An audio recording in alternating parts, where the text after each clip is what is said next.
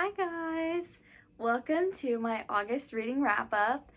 This was a surprisingly slow reading month for me, but I guess not that surprising because I started a new job and I started night shift and it's just been so draining. I'm a night shift nurse. We do 12-hour shifts. I've been training and it's just so emotionally draining right now. But I'm proud of what I got through. I haven't even gotten through this last one, but we're putting it on here because I'm determined to finish it before the 31st. So let's just get right into it. First, I have Belladonna. I know this has been circling around some more because Foxglove came out. I did purchase that immediately. What intrigued me so much was just the pages, honestly, and then I looked up the aesthetic on TikTok and saw that it was kind of dark, and I was like, okay, go off. And I highly recommend this. Honestly, I will say this is probably a 4.25 for me. It wasn't the most perfect read I've ever had. It was really close to the 5-star feeling. But I feel sometimes young adult, it's hard to get me that good. But basically, this is about Cigna. Cigna's family / all of this household in her mansion died when she was a baby, and ever since then death is always following her, and people die all the time around her. She's an orphan. Nobody wants to be her caretaker because everyone dies around her, and so she has this really complicated relationship with death where she really feels everything in her life is his fault because he keeps popping up, but she's also very intrigued by him. So she also cannot die. This is not really spoilers, it's just kind of introduced in the beginning.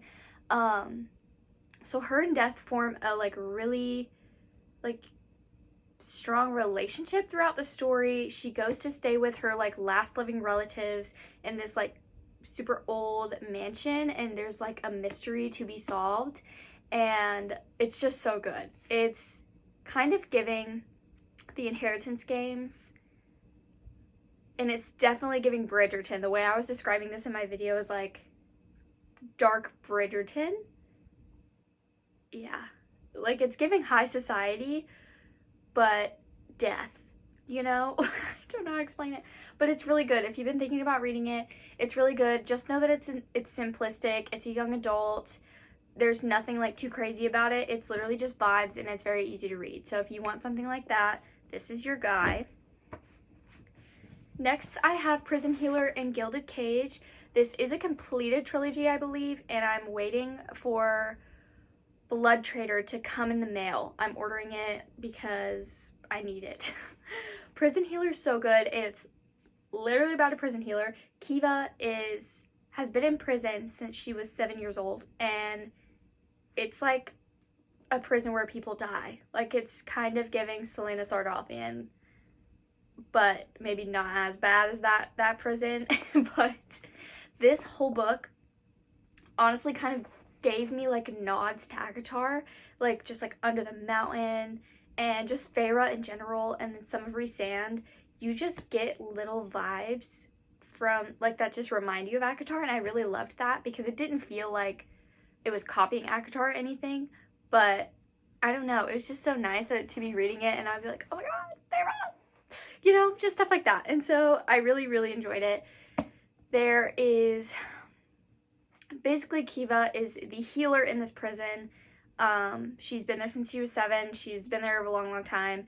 And one day, this woman comes in, and she is the rebel queen. This is all in the back, by the way. And she is sentenced to go through a trial of magic because she has magic, because she's fighting for the throne. And you can only really be on the throne if you have magic, in your bloodline. And Kiva's well, she's too sick to do it, so I'm gonna do it. So she goes through these trials with no magic. It's giving Feyre. And yeah, and it's just a whirlwind. The ending, the last 100 pages, I read them so fast because I was just I was eating it up. It was crazy. There were no crumbs, and there was just twists at the end that I didn't expect. There was maybe one that I could have saw coming if I tried, but I really didn't care to try, but they were so good. And then Gilded Cage was also really good. It was just a follow-up. the like romance aspect of it grew a lot. I don't want to say exactly anything about that because you don't really know where it's going to go until the end. But yeah, I really love it. It's a high stakes, so if you love those like high stakes romanticities, there is definitely like, I don't know, the romance does play a big role in it, but I want to say that they're pretty even. Like, it's not more of a fantasy than it is romance. They're pretty equal, but I can't wait for the third one. So excited.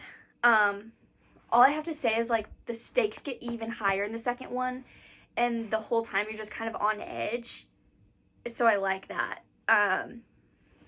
Cool. I don't want to like spoil it, but definitely read. As a series, I don't know. I think I give them both 4.5 stars. I think they're both really close to a 5-star. Yes. Next, I have The Only One Left by Riley Sager. This one I would give a 4.75. Like, it's pretty much a 5 stars. It just didn't give me that 5-star feeling because I only read thrillers like for the vibes, like in the fall time, but this is definitely like probably my favorite thriller at the moment, so it's up there for sure. I love Riley Sager. I will like always try any of his books. There's only been one that I really wasn't into, and I think it's just because it was moving kind of slow at first. But basically this follows Kit, who is a caregiver like in nursing homes and stuff, and she gets an assignment to take care of Lenora Hope, which is an old lady, but when she was 17, she was accused of, not convicted, accused of a Lizzie Borden for her whole family. So basically everyone thinks that she killed her entire family, her sister, and her parents. Excuse me. And she has to take care of her, and basically the story just unfolds. You get to see the past and like the present, and you don't know who to trust. You're seeing like two sides to every character. Even our main character, like you definitely see that there's light and dark in everyone, and I really loved that about it because I felt like it was just easier to get attached to like such real characters instead of just like everyone being one-sided. They're like very complicated, like people usually are. The twists were crazy. I like really didn't see any of them coming. But yeah, it's just like it was definitely a cool like investigation. Definitely like a murder mystery. But yeah, I love the way it ended, and yeah, I don't know. I don't want to spoil anything. I like the way it like left me feeling, but this was so good. So if you want a thriller, I think this is gonna be really great. Lastly, we have Dance of Thieves. I have started this. It's taking me so long to read it. I'm about to hit 200 pages, thank the Lord. There's 500 pages in this. I don't know why it's taking me so long to read this, because it's like right up my alley. I love romantasy. It's giving a lot. Basically, we're following, I forget everyone's name and it actually pisses me off. Kazi. I want to say Kiva again. I was like, what?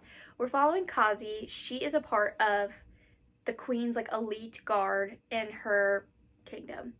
Her and the rest of her guard travel to this other kingdom to basically like question them. There's just like fight for power and like land and everything, and basically ends up getting kidnapped pretty much with the new king of this kingdom that we didn't realize was king until now. And they both get taken and they're chained together. They escape, but their ankles are still chained together. This is like the beginning of the book, it's not a spoiler.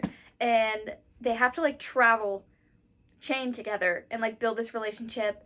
And then it's just kind of going through like this complicated relationship that they have now, and like being on such opposing sides, literally enemies to lovers. And that's all I know. And I'll definitely like let you know when I finish it, like how I like it. I'm definitely doing like a romance fantasy reads video, so this will be in here. But I'm eating it up. It's so good.